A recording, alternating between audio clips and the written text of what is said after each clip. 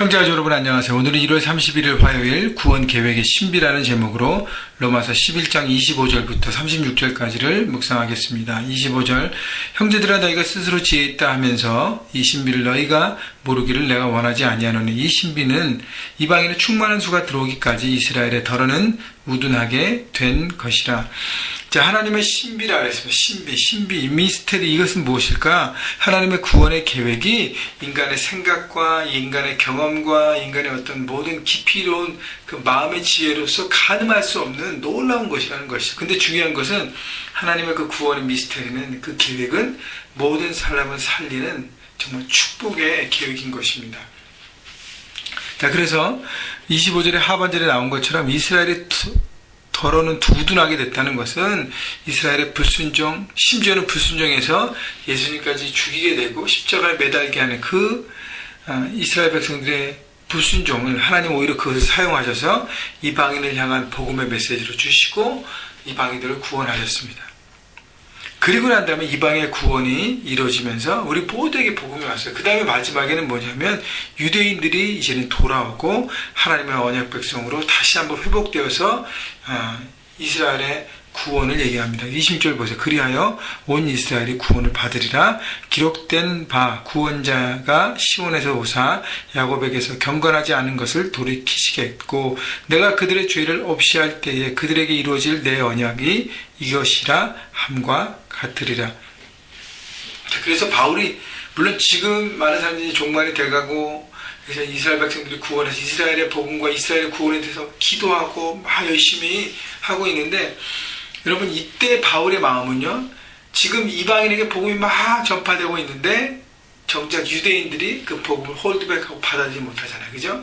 그래서 지금이 이방인들의 구원이 이제 되어지니까 유대인들 동족들에게 너희들이 복음을 온전히 받아들이고 하나님의 자녀가 되는 것이 하나님의 뜻 안에 있음을 가르쳐 주는 것입니다.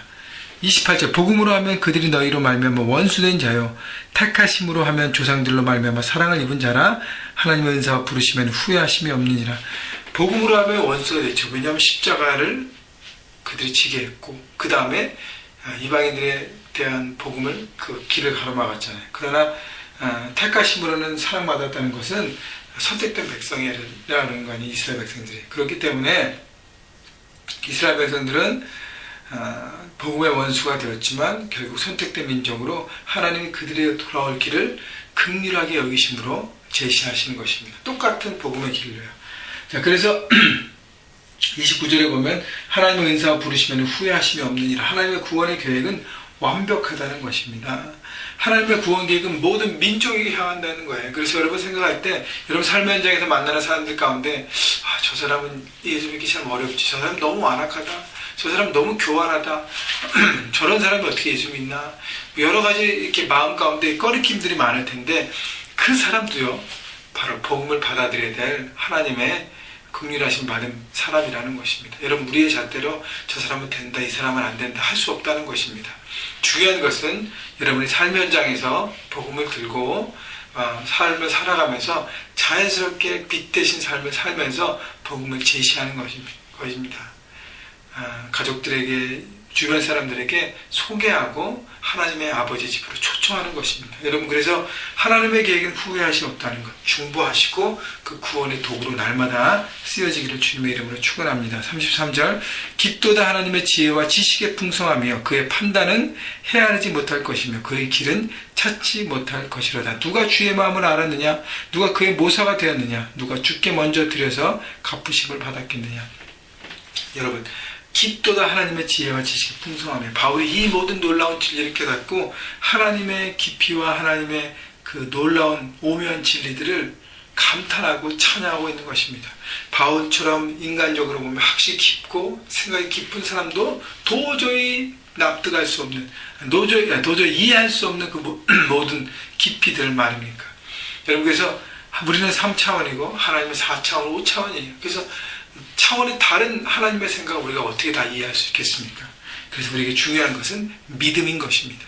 믿고 의지하고 따라가는 것입니다. 그래서 여러분 삶의 현장에서 우리에게 필요한 것이 바로 하나님의 마음, 하나님의 생각, 하나님의 지혜를 품는 것입니다.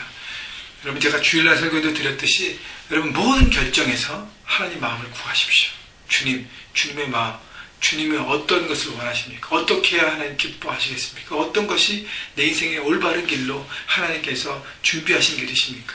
구하고 시간이 필요할 때도 할지라도 바라보고 우리를 향한 하나님의 생각은 재앙이 아니라 축복이라 했습니다. 늘 우리에게 축복과 옳은 길을 제시하시는 하나님의 그 마음과 생각에 귀를 열어놓으시고 이해 안 되고 좀 받아들이기 어렵다 할지라도 여러분 믿음으로 받아들이십시오. 그러면 여러분의 삶이 형통할 것이고 하나님의 축복을 누리는 삶이 될 것입니다. 36절 이는 만물이 주에게서 나오고 주로 말미암고 주에게로 돌아감이라 그에게 영광이 세세히 있을지어다. 우리를 창조하시고 지금도 이 땅을 다스리시고 그 다음 영원한 한 나라를 이끄실 하나님이 우리의 삶의 주인 되시고 그분이 우리 아빠 아버지가 되시고 그분의 자녀인 것을 여러분 기뻐하시고 그분 앞에 주님 앞에 우리의 모든 것을 맡기시고 고백하십시다. 그래서 하나님의 주권을 인정하는 인생 여러분 오늘도 생각해 보시고 내 가정이 내 직장과 일터가 내 학업이 내 모든 삶이 하나님에 속해 있는가를 생각해보고 내가 어떻게 해야 될 것인가를 돌아보고 내 고집과 생각과 계획과 모든 앞섬을 내려놓고 하나님으로 우리 삶의 그릇으로 담아서 오늘도 순종하고 따라가면서 주님의 영광들은 쓰임받는 놀라운 인생 한 분 한 분 되시기를 주님의 이름으로 축원합니다.